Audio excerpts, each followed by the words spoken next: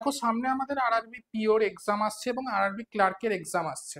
এখানে আমি তোমাদেরকে আজকে যেটা বলবো যে কি স্ট্র্যাটেজি নিয়ে এগোলে আমরা খুব সহজেই আরআরবি পিওর এক্সাম ফার্স্ট অ্যাটেম্পটে ক্লিয়ার করতে পারবো। কারণ একটা কথা সবসময় মনে রাখবে যে স্ট্র্যাটেজি হচ্ছে আসল। অনেকে আছে সারা রাত সারা দিন পড়াশোনা করে যাচ্ছে কিন্তু প্রপার স্ট্র্যাটেজির অভাবে সে ক্লিয়ার করতে পারছে না। তাহলে দেখো, কিছু জিনিস মাথায় রাখতে হবে, এটা হচ্ছে গভর্নমেন্ট জবের এক্সাম। এটা কিন্তু তোমার স্কুলের এক্সাম হচ্ছে না যে তোমাকে ফার্স্ট বয় হতে হবে। এখানে তোমাকে কি সমস্ত সাবজেক্টে অন অ্যান অ্যাভারেজ ভালো হতে হবে, কোনো একটা সাবজেক্টে ভালো হলে হবে না। এটা সবসময় মাথায় ঢুকিয়ে রাখতে হবে। ঠিক আছে? এবার দেখো, আরআরবি পিওর যদি আমরা এক্সাম দেখি তাহলে সেটা তিনটে স্টেপে হয়। কি কি? না, প্রিলিমসের এক্সাম থাকে। কি কি প্যাটার্নের কোশ্চেন হয় সেটা আমি পরে বলছি। মেন্সের এক্সাম থাকে, তারপর ইন্টারভিউ হয়। ক্লার্কের ক্ষেত্রে ইন্টারভিউটা থাকে না। তার বদলে তুমি যদি অন্য কোনো স্টেট থেকে অ্যাপ্লাই করো তাহলে সেখানকার লোকাল ল্যাঙ্গুয়েজের জন্য এলপিটি দিতে হয়, যেটাকে বলে ল্যাঙ্গুয়েজ প্রফিসিয়েন্সি টেস্ট। ওকে, এবার ভালো করে জিনিসটা বোঝো। এখানে আমি তোমাকে প্রিলিমস আর মেন্সের প্যাটার্নটা তোমরা দেখতে পাচ্ছ। জিনিসটা দেখো কিরকম আছে। প্রিলিমসের কথা যদি বলো তাহলে দুটো সাবজেক্টই আসে আরআরবির ক্ষেত্রে, যেটা এসবিআই বা আইবিপিএস এর ক্ষেত্রে কিন্তু তিনটে সাবজেক্ট, যেটা ইংলিশটাকে ইনক্লুড করে, কিন্তু আরআরবিতে তা নেই। আরআরবিতে বলছে তুমি প্রিলিমস এর জন্য শুধুমাত্র দুটো সাবজেক্টেই ভালো হও। কি কি?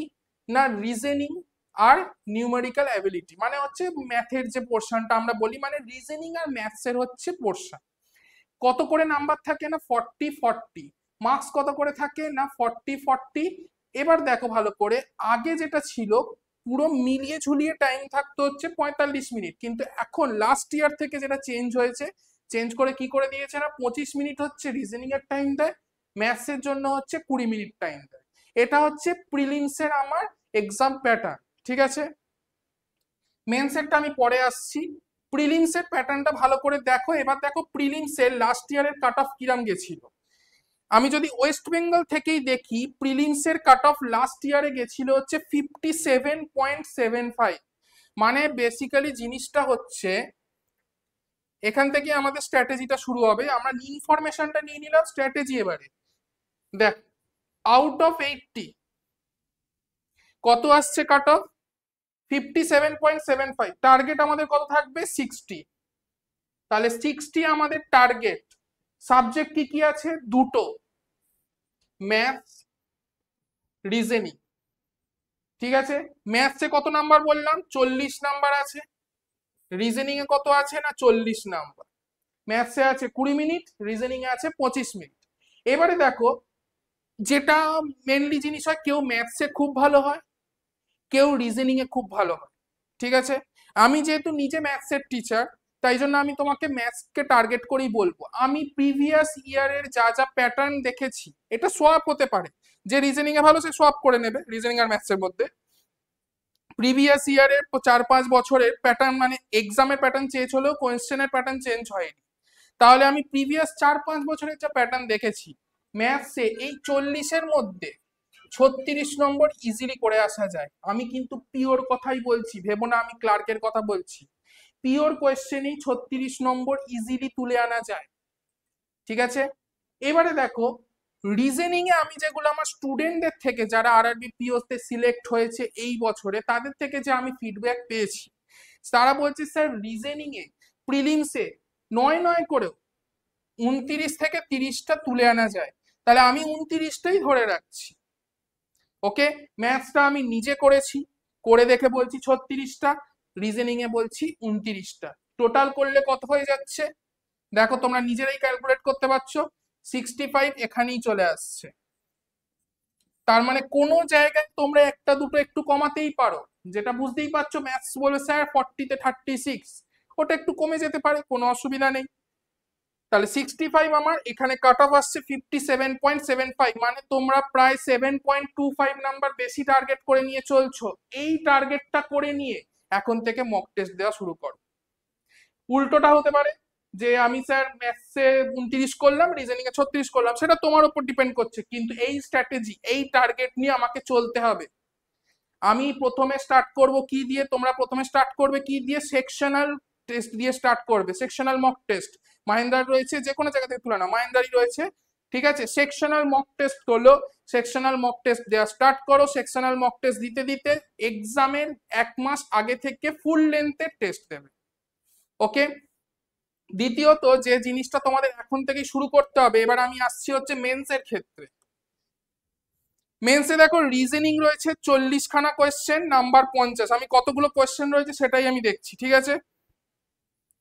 জিএতে 40টা কোয়েশ্চেন, 40 নাম্বার। ম্যাথসে 40টা কোয়েশ্চেন, 50 নাম্বার। কম্পিউটারে হচ্ছে, আচ্ছা কম্পিউটার, ইংলিশে 40টা কোয়েশ্চেন, 40 নাম্বার। কম্পিউটারে 40খানা কোয়েশ্চেন, 20 নাম্বার, মানে হাফ নম্বর করে রয়েছে প্রত্যেকটাতে। ওই এখানে বেশি বেশি হয়ে গেছিল, ওটাকে কমানোর জন্য এখানে কমিয়ে দিল। ওকে, এবার ভালো করে দেখো, এখানে কিন্তু তোমাদের বোঝ অনেক হালকা হয়ে গেল। কম্পিউটারের মার্কেটে প্রচুর বই রয়েছে, প্লাস এখানে মাহিন্দ্রাতে প্রত্যেক স্যাটারডে করে ক্লাস হয়, অনলাইনে জুমেতে ক্লাস হয় কম্পিউটার নলেজের পেপারের ওপরে। এই ক্লাসটা করবে, এখানে 20 নম্বর ছাঁকা উঠে আসে। আমি বলেছি, স্টুডেন্টরা বলছে স্যার 20তে 20 পাওয়া কোনো ব্যাপারই নয়। ওকে, তাহলে আমি কি পেয়ে গেলাম, কম্পিউটারে আমি 20 পেয়ে গেলাম। তাহলে দেখো, আমি কাট অফ এখনো যাইনি যে মেন্সেতে কাট অফ কত হয়েছিল, ঠিক আছে, সেটা আমি যাচ্ছি না, আমি পরে আসছি। 20 নম্বর এখান থেকে ছাঁকা উঠে এলো, যেটা এক্সপিরিয়েন্স থেকে বলছে 40-এর মধ্যে ইংলিশে 40। তাহলে আমাদের এখন থেকে ইংলিশ ভালো করে দক্ষ করতে হবে। এমন না যে স্যার প্রিলিমসে ইংলিশ নেই, তার জন্য আমি মেন্সে গিয়ে করব, হবে না। এখন থেকে ইংলিশের জন্য প্রিপারেশন নিতে হবে। তাহলে 40-এর মধ্যে আমি ধরে রাখছি যে তোমরা 30 নম্বর তুলে আনবে, ঠিক আছে। 30 মিনিট আছে, প্রত্যেকটা মিনিটের জন্য একখানা করে কোয়েশ্চেন। আচ্ছা, ম্যাথসে এবার দেখে নাও, 50 নম্বর অলরেডি উঠে গেছে। এবার আমি তোমাদেরকে কাট অফের জায়গায় যাচ্ছি।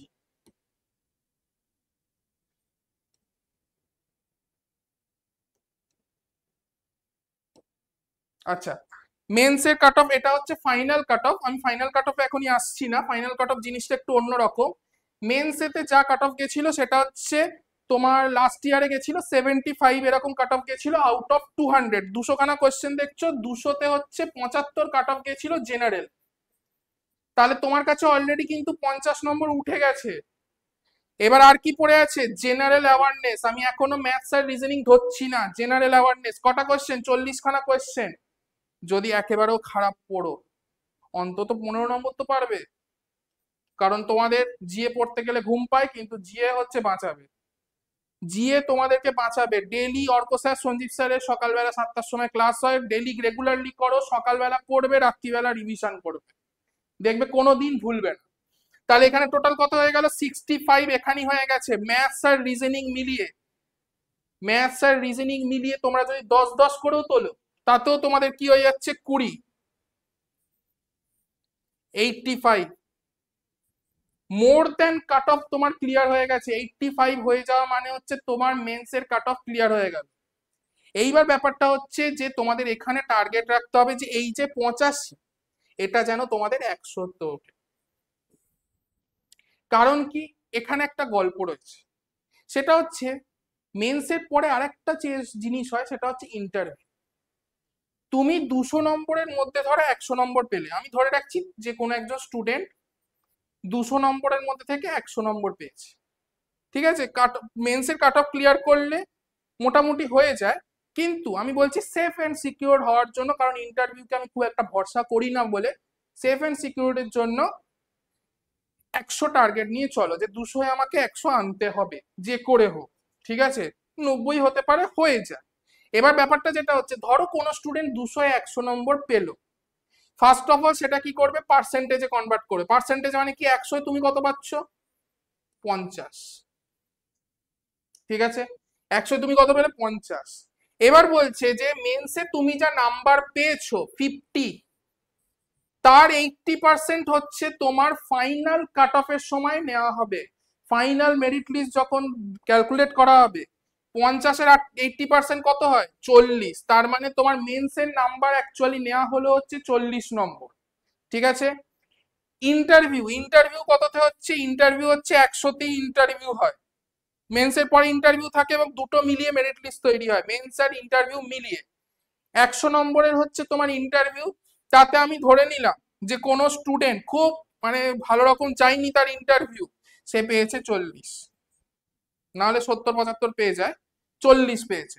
তাহলে বোর্ড কি বলছে, এই 40-এর 20% আমরা নেব। তাহলে 20% নিলে কত হচ্ছে 8।